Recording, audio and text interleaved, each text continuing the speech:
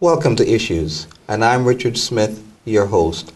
Some time ago, we had Caljonah Smith with us, an attorney at one of the local firms here. We were talking about wills. We got so interested in talking about it that we really didn't get to finish the entire topic, so we're now going to continue. Caljonah, welcome again to Issues. Now, as we look at stamp duty, what are some ways that one can minimize or maybe even eliminate, if that's possible, stamp duties? Okay, so the Act gives some type of exemptions as to what would not be subject to stamp duty. So for instance, assets passing to your spouse would be exempt. Assets that are gifted to Bermuda charities will not have any stamp duty associated with it. Assets that are foreign dollar denominated, liabilities that are listed in your will will be deducted. Funeral expenses are actually exempt from stamp duty. Shares in an exempt company would not be subject to stamp duty. And property that is designated as your primary family homestead. Now, one thing that I'm recognizing with what you mentioned, so stamp duty is not just on property. No. It's on the entire estate. Correct. Now, I did not, and maybe many people didn't recognize that. Stamp duty is just not on property. Yeah, yeah. It's on the entire ball of wax. But you've just mentioned some ways that those can be eliminated. You said shares that individual has. Yeah, so if someone has shares in a exempted company, then that value of the shares will not be subject to stamp duty. Mm-hmm. Now, you mentioned something about foreign dollar. So if you have an account at any of the local banks that are not in Bermuda currency, then they would not be subject to stamp duty. You are kidding. So if you have a sterling account or a U.S. account. A U.S. dollar account. U.S. dollar account would not be subject to stamp duty. Wow. Interesting. Now, many people watching us would say, yeah, I need to go and make a will. And many people are thinking that a will is probably not that expensive. You go in and you tell your attorney, I want to leave everything to my husband or my wife or my kids. 15, 20 minutes, you're out. Is that realistic? Not always, because it takes time to make sure we understand the person's instructions. So, for instance, although you may come in and say you want to leave everything to your spouse or your children, you should also consider, well, what would happen if your spouse or your children predeceased you? And then who would benefit from that particular gift? So you should consider contingent beneficiaries. So those are the things that we would discuss in a meeting with someone who comes in and wants to prepare their will, that they've considered, what would happen if things didn't go according to their first instructions. Mm-hmm. So we would need to know, how do you earn the assets? Some people are not quite clear if they earn it as joint tenants or tenants in common, and so that would need to be explained to them so that they fully understand if they can or cannot gift that particular asset to their beneficiary. In your experience, Caljonah, a will generally would take about how many hours, generally speaking? And I know it's probably not all done in one setting when you come in to see the attorney. So 3 hours, 4 hours, generally speaking, is that an average length of time that it would take to make a will? Yeah, if it's a straightforward, we have the proper instructions, we're clear on what you intend to be put in your will, then you could say generally that's a good time frame in which we can prepare the documents. Okay. Now, the next question, not necessarily relating to you personally, but generally, the firms here in Bermuda, what is their charge per hour for making a will? Generally speaking, the law firms, what do they charge? Well, I don't know what other firms charge, but generally, most firms, I would suspect, would charge between $300 an hour. An hour, that's not to do the whole will, that's $300? No. And we talked about, generally speaking, it may take 3 to 4 hours to do a will, so you think 4 times 300, $1,200 to make a will. And we're not just doing a will, as we mentioned before. We also can assist with preparing an enduring power of attorney and a healthcare directive. So outside of preparing the documents, we'll also have had a discussion with you to get your instructions to make sure you understand how you are disposing of your assets, and also advice throughout, and then the execution of your estate planning documents. Now, will planning, is that a specialty in terms of the law firm, or can you go to any general attorney and have a will made, or is that a specialty? It is a specialty. Not all attorneys specialize in estate planning. So if you are looking to engage someone, make sure that they have the background and expertise to assist with that type of need for you. Okay. Thank you so much. We've been talking with Caljonah Smith, local attorney in one of the firms, and we will be right back.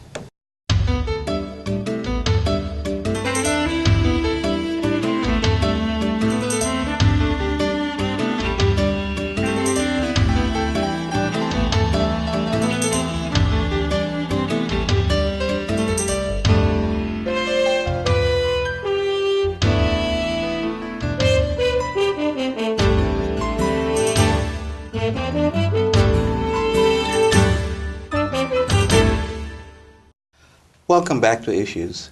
We have Karen Dyer with us, and some of you have seen her previously. She's a bereavement counselor, and every time we talk about the topic of bereavement and grieving, we never seem to be able to get through. This time we're going to try. So welcome back, Karen. Thank you, Richard. Let me just share with you that our discussion today will be very helpful to me. As I think about bereavement and grieving, a number of years ago, probably about 5 years now, my mother passed away in Orlando. And it seems, as old as I am, and even though it's been 5 years, I used to dream about my mom at least once a week, Now it's probably about once a month. And there are times, and you're going to say, Richard, you need to come to me for counseling.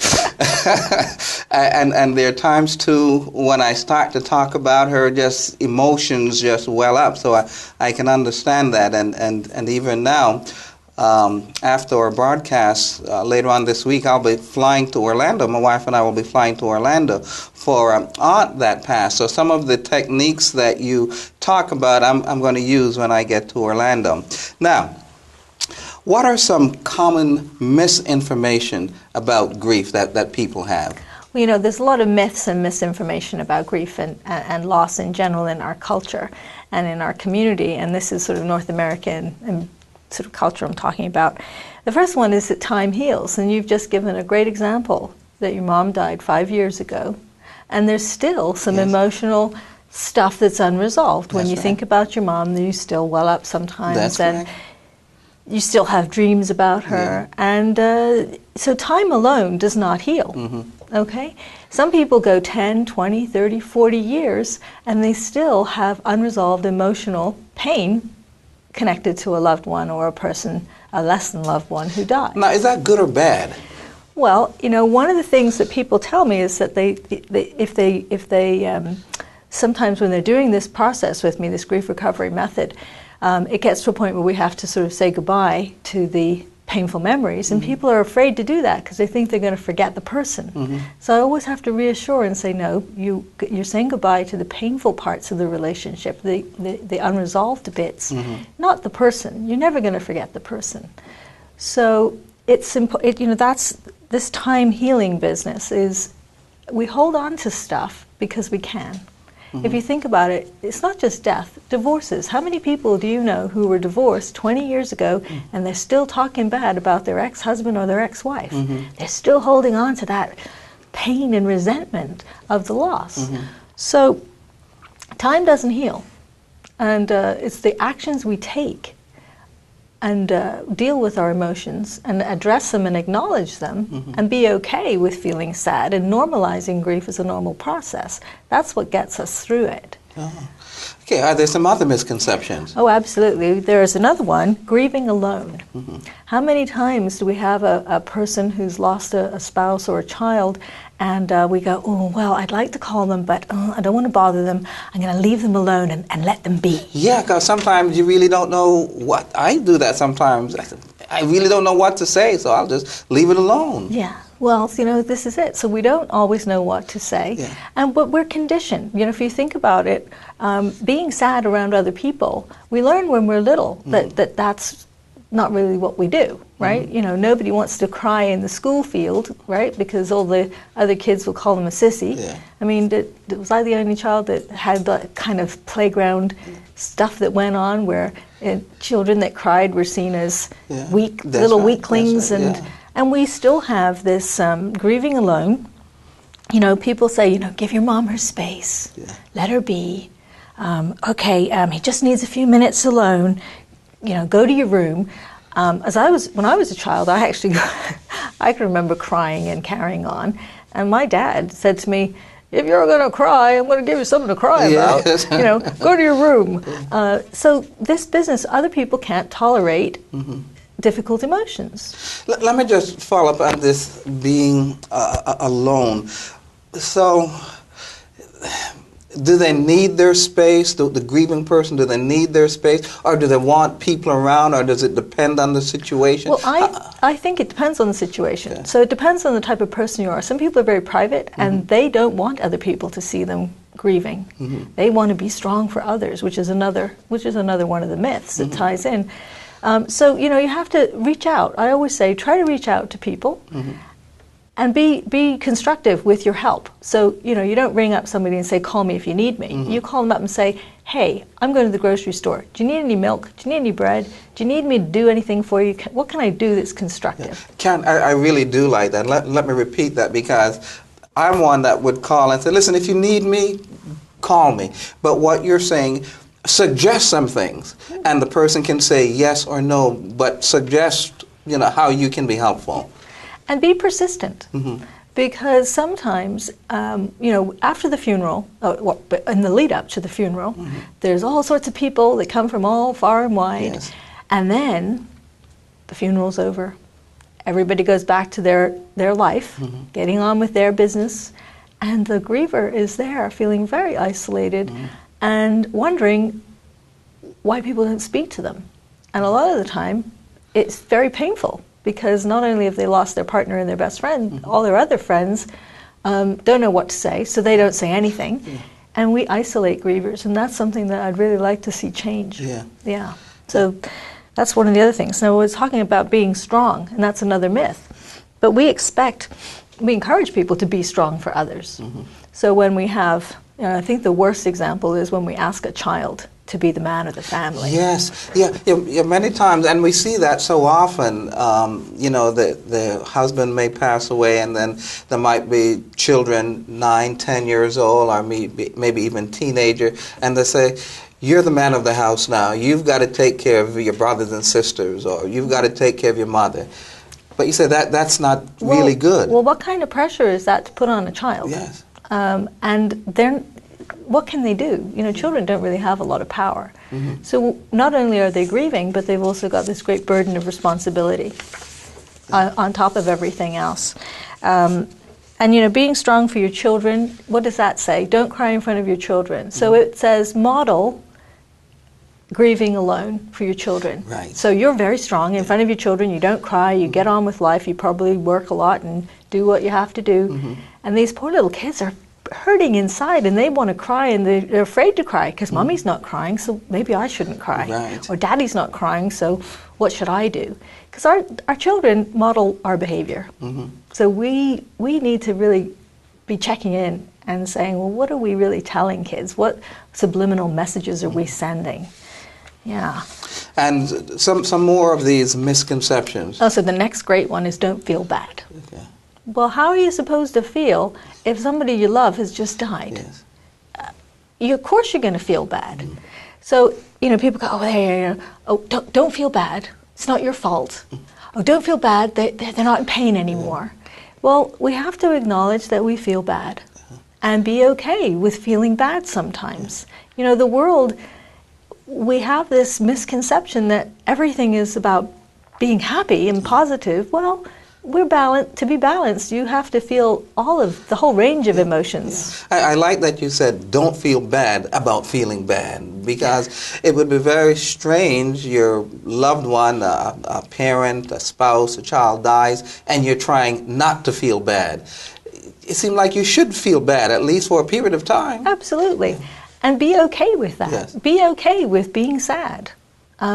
But again, you know, it goes back to these other things, you know, being strong for others. How are you supposed to be strong and feel sad? Yeah, that's true. So we get very mixed messages. So it can be a very confusing time. Yeah. And there's no wonder why it's confusing. That's true. That's true. Now, another big myth is replace the loss. How many people have a death of a spouse, and before you know it, they're getting married again? Yeah. And they haven't even had an opportunity to adjust to life without their partner. This is probably more common when you have loss that's related to maybe a pet, okay? So what we learn as we're growing up, we have pets, and the dog dies, and we teach children, oh, don't worry, we'll get another dog from the SPCA on Saturday. So what about the dog that the child loved? Yeah. Sure, the new dog is going to be a nice dog, probably, but it doesn't replace the dog that died, or the cat, or the grandma. You can't go out and get a new grandma when your grandma dies. So what do you do when your coping mechanism is replace the loss? Yeah. Now let me ask you, in the instance where a husband and a wife, maybe the child dies young or is not really delivered, what would you recommend after the wife heals physically? Should they try to get another child, or what would you say? Well, again, that can open up for very complicated grief responses. First of all, we have to acknowledge that the child that died, whether it was, you know, a baby that was born prematurely, or whether it was a 20-odd-year-old who died in a car accident, we can't replace children. That child will always be that child. So I encourage people to grieve that child as an individual. And the worst thing you can say to someone who loses a child is, oh, well, you've got other children. Yes. Or isn't it great you've still got another child? Or you're young, you can have another baby. No, we're not acknowledging the pain that they're feeling when they've lost this real human being to them. Yeah. You know, some of those things I haven't said, but I have thought them. You know, there are some folks that I know that their little child died, but I'm saying, isn't it fortunate that they have other children? That wasn't the only child that they had. But we need to grieve for the child that was lost. That's right. Yeah. Because every relationship is unique. Yes. So we're talking about the relationship with the person that died. Yes. It's going to be different. You know, anyone who has more than one child knows that the relationship with each child is quite different. We love all of our children, but we have a different relationship with each of them. Karen, as usual, I see time going away. What's another? Well, here's one that you'll love. Keep busy. Yeah. Keep busy. So what do? We keep busy. We keep so busy we don't have time to feel. At the end of the day, when we've been busy all day, we get home, we're by ourselves, and we're flooded with all of this emotion. And we're wondering, am I going crazy? What's all this about? All you do when you keep busy is you stuff it for later. So you have to address your emotional well-being. If you feel sad, you have to set time aside to feel sad, to mourn, to grieve, to work out the unresolved emotional stuff with the individual person who died. Yeah. And we've run out of time again, probably. Yeah. Now let's move on to helpful things that we need to say. So to helpful individuals. things. So instead of saying, I know how you feel, because we don't know the individual relationship that that person had with another, you can say, I can't imagine how you feel. I can't imagine what it's like to lose a child, your mother, somebody that they were close to. How painful that must be for you. If it happened to me, I would be devastated. Then you open it so that they can tell you, if they choose to tell you. That way you're acknowledging that they're in pain, and you're not trying to lessen their pain or diminish their pain. Okay, you're just acknowledging that they have it. It's really good to ask, just if you can't think of what to say, just say, what happened? And then they can tell you, because a lot of grievers need to tell their story. They need to talk about it. They need to say the person's name. A lot of times people say to me, they won't say his name. Nobody will say his name or her name. And that people need to hear that. You know, another one, I can't imagine how you feel. I know when I lost my mother, I was devastated, or something like that. And it's about listening with your heart and not your head. You know, allowing people to be emotional, being okay if they tell you a sad story, being okay if you tear up. You're just showing that you're human, that you're compassionate, that you're empathetic. That doesn't, you're giving them permission. So listening with your heart then is giving expression to the emotions that you may be feeling. On that point, sometimes when an individual is grieving, can grieving be expressed through anger? Because someone may come into a room and see a picture of a loved one and get something and throw against the wall or break a dish. Is that appropriate? I'm not sure how to ask that question. Well, again, you know, in our society, anger or expression of anger is really not acceptable, right? You know, we're conditioned to, you know, control ourselves, which means all of our emotions. And sometimes people can feel very angry, but often it's more about sadness and guilt and resentments rather than an anger itself. You know, people can feel very guilty that maybe they could have done more, or maybe they want to blame somebody, so they're going to blame the hospital or the physicians or the other relatives who are not taking good enough care, or there's always all of those emotions. So when someone has very, very powerful, hot emotions like anger, I think their relatives need to encourage them to maybe seek some help. Okay, good. Yeah. And you indicating that one thing we can do is ask what happened and let the individual talk and express those feelings that they may be having, and just be a listener. You don't have to interrupt or stop them, but just be a listener as they express their feelings or as they tell you what happened to them. Yeah, absolutely. Yeah. Now, Karen, again, is there a reasonable length of time to grieve? I mentioned that my mother passed away about 5 years ago, and there are times if I talk about them, I feel something in the back of my throat kind of welling up. So, I don't know, some people, do they grieve for years with, not to the extent that they did when the death took place, but does that ever go away? Does the grieving process ever end? Well, I think that it does. I think it settles. But again, it all depends on the relationship with the person. So some relationships don't have a lot of unfinished emotional business, and other relationships have a lot of unfinished emotional business. So what I think about is how long was the relationship. So if we're talking about a parent, an elderly parent and an adult child like you and me, we'd be adult children. We've had a long time to build up maybe some emotional stuff that's unresolved with long-term relations. Spouses, parents tend to be relationships that maybe there may be more emotional heat. Now, some families are perfect, but most families aren't. Yeah. Some relationships are perfect, most aren't. So we have things that we just need to sort out. So I think that what in my own experience, when I did this grief recovery method myself. You have to when you're doing the training. What I know now about the loss that I worked on is that when I think about that person, I can remember the fond memories, and I don't feel that tightness in my throat, and I can talk about that person and really remember them with love and kindness in my heart, and not feeling unsettled. And that's the only way I can describe it. So you're never going to forget your loved one. So does grief end? I don't know. We're always going to miss them. There are still days where I say, oh, I wish that person was here. Yeah. Now, Karen, in terms of bereavement counselor, when someone comes to you, do you say, okay, we'll meet for 7 visits, 10 visits, or we'll meet till you don't need me anymore? How is that length of time determined? Well, what I usually do is I usually see people for about 7 or 8 visits, if they choose to do this grief recovery method, because it's not a prescribed sort of week by week. There's some reading and there's some homework and we discuss it, and so there's a method to it. Mm-hmm.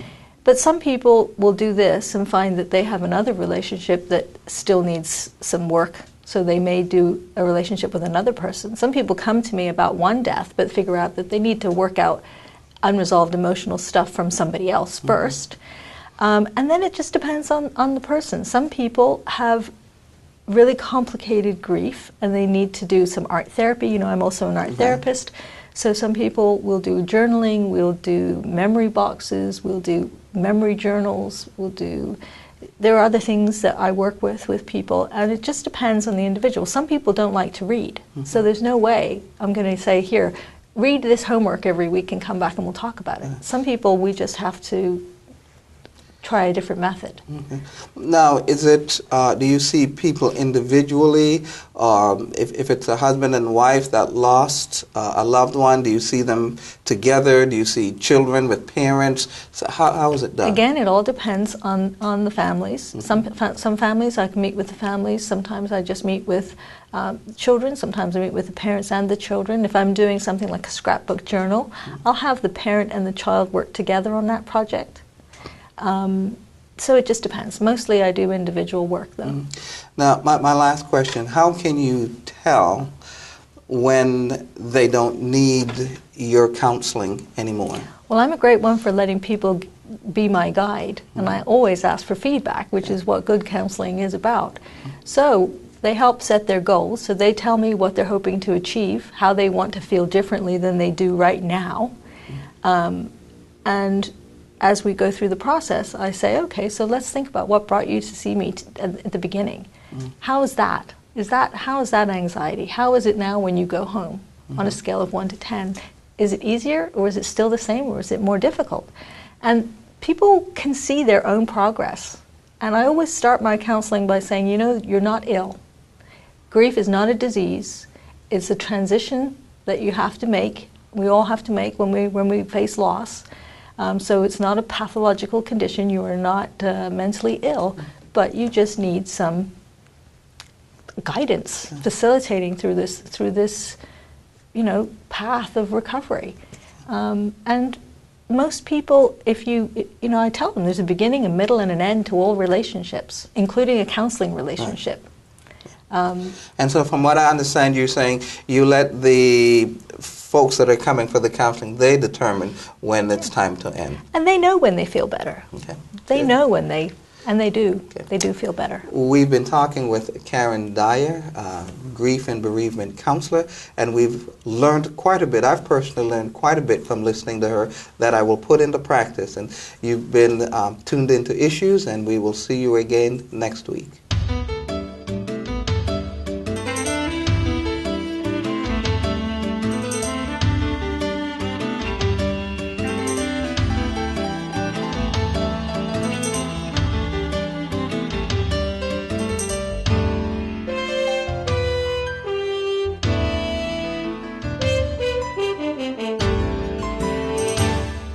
Thank you.